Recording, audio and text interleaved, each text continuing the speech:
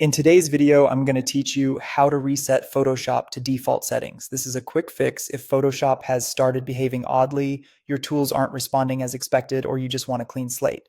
Resetting preferences puts everything back to the way it was when you first installed the app without touching your actual projects or image files. Start by opening Photoshop as you normally would. Once it's up, look toward the top left of your screen and click Edit. A menu will appear. Scroll all the way down to the bottom until you find Preferences.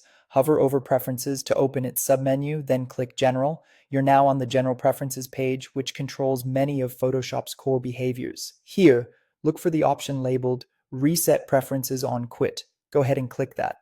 Photoshop will prompt you to confirm, asking if you're sure you want to reset.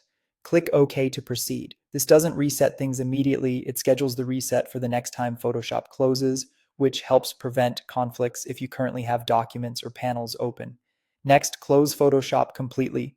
Make sure it's fully exited and not running in the background. When you reopen it, Photoshop will start fresh with default settings. This means your interface layout, tool settings, and general preferences are restored to the original defaults, just like a clean installation.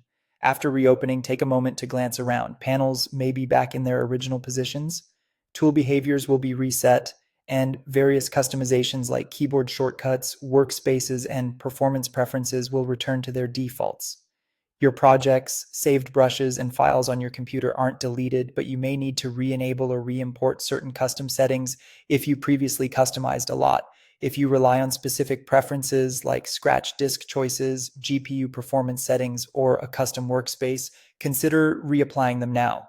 It's a good idea to keep a note of your favorite settings for next time, especially if you regularly troubleshoot or switch devices. That's all there is to it. This simple reset often resolves unexpected glitches, odd UI behavior, or tool inconsistencies, and it's much faster than reinstalling the application.